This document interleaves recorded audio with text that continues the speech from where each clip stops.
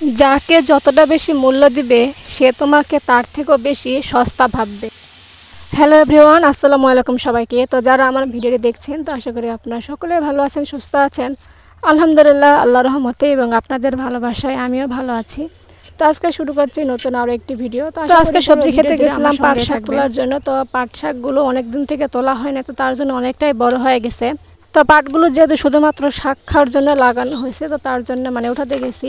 তো অনেকগুলো তুলে নিয়ে আসছি। তো কয়েকদিন থেকে বাড়িতে একটা মিষ্টি কুমড়া আছে, তো প্রচণ্ড গরমের কারণে খাওয়া হয় নাই। তো ভাবলাম আজকে এটা রান্না করি। তো এই মিষ্টি কুমড়াটা সাধারণত মাংস দিয়ে খেতে বেশি ভালো লাগে। আর বাড়িতে কিছু কালকে রান্না করা মুরগির মাংস আছে, তো ভাবলাম আজকে মাংস দিয়ে মিষ্টি কুমড়াটা রান্না করব। তার জন্য সকালবেলায় ঘুম থেকে উঠে আগে কাটতে বসে গেছি, যেহেতু রান্নাটা তাড়াতাড়ি করতে হবে। তো এই যে মিষ্টি কুমড়াটা কাটা শেষ করে এখানে সব ধরনের মশলা দিয়ে আমি ভালো করে নেড়ে চেড়ে উঠাই দেবো। তো তেলে সামান্য পরিমাণ তেল দেওয়া হয়েছে, তো পরে যেহেতু তেলানি দিতে হবে, তো তার জন্য পরে তেল দেবো। তো এতে আমার সিদ্ধ হয়ে গেছে মিষ্টি কুমড়াটা, যেহেতু মিষ্টি কুমড়া একটু তাড়াতাড়ি সিদ্ধ হয়ে যায়। তো তার মধ্যে দিয়ে দিলাম মুরগির মাংসটা। তো এই মিষ্টি কুমড়ার মধ্যে আমরা সামান্য পরিমাণে একটু চিনি ব্যবহার করি, যাতে আরও একটু মিষ্টি স্বাদ লাগে। তো আপনারা কি চিনি ব্যবহার করেন কিনা অবশ্যই একটু কমেন্টের মাধ্যমে জানাই দেবেন। তো আমার এটা হয়ে গেছে, তো এখন এটা তেলানি দিয়ে নিব। তো তেলানি দিয়ে নিলে আমার রান্নাটা কমপ্লিট হয়ে যাবে। তো আমার এই ভিডিওটি কোথাও কোনো অংশ যদি আপনাদের একটু পরিমাণ হলেও ভালো লেগে থাকে, তো অবশ্যই আমার চ্যানেলটি সাবস্ক্রাইব অথবা ফলো করে দেবেন। তো আপনাদের ভালোবাসা এবং সহযোগিতা পেলে আমি অনেক দূর এগিয়ে যাব ইনশাল্লাহ। তো সবাই আমাদের জন্য একটু দোয়া করবেন। তো মিষ্টি কুমড়াটি রান্না শেষ করে চলে আসছি তো পাটের শাকটি রান্না করার জন্য। তো সেটা আগে ভালোভাবে ধুয়ে নিচ্ছি।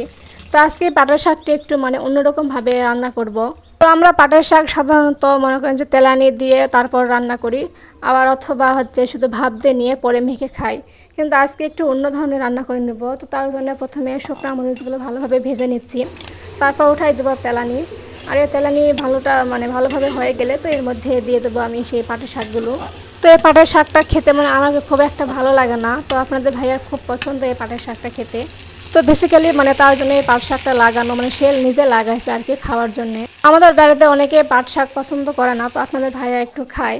এই তো তেলানির মধ্যে সবগুলো পাট শাক দিয়ে দিছি। তো ভালোভাবে একটু নরম হয়ে এলে তো এর মধ্যে যে শুকনো মরিচগুলো ভেজে রাখছিলাম, তো ওগুলো গুঁড়ো করে তো এর মধ্যে দিয়ে দিছি। তো এইভাবে পাট শাক কখনো রান্না করা হয় নাই। তো মোবাইলে দেখছিলাম যে এভাবে একজন আপু রান্না করছে, তো তাকে দেখে ফলো করা আর কি। তো এভাবে আজকে রান্না করে দেখেছি কীরকম হয় খেতে। তো এভাবে পাট শাকটা রান্না করার পর দেখতে খুবই অসাধারণ লাগতেছে, মনে হয় নিশ্চয়ই খেতেও ভালো লাগবে। তো এভাবে ট্রাই করে দেখবে, নিশ্চয়ই আপনাদেরও খেতে ভালো লাগবে। তো আজকে সবশেষে রান্না করা হবে যে মিষ্টি কুমড়াটা রান্না করছিলাম, তো সেটার কিছু বিচি ছিল। তো এই মিষ্টি কুমড়ার বিচিগুলো আজকে ভাজি করব। এই মিষ্টি কুমড়ার বীজের ভাজিটা খেতে খুবই ভালো লাগে। তো এই বিচিটা ভালো করে ধুয়ে নিয়ে এর মধ্যে তেল, হলুদ আর লবণ দিয়ে ভালো করে মেখে নিচ্ছি। তো মেখে কিছুক্ষণ রেখে দিয়েছিলাম আমি। তো এখন এগুলো ভেজে নিচ্ছি। কিছুক্ষণ রেখে দিলে সেটা আরও খেতে মচমচে হয়। তো এই তো আমার ভাজা কমপ্লিট, দেখেন দেখতে কি সুন্দর হয়েছে।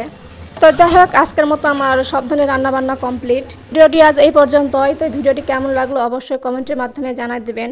যদি ভালো লাগে অবশ্যই একটা লাইক দিবেন। আপনাদের একটা লাইক আমার পরবর্তী ভিডিও বানানোর অনুপ্রেরণা দিবে। তো সবাই ভালো থাকবেন, সুস্থ থাকবেন, নিরাপদে থাকবেন। তো সবাইকে আল্লাহ হাফেজ।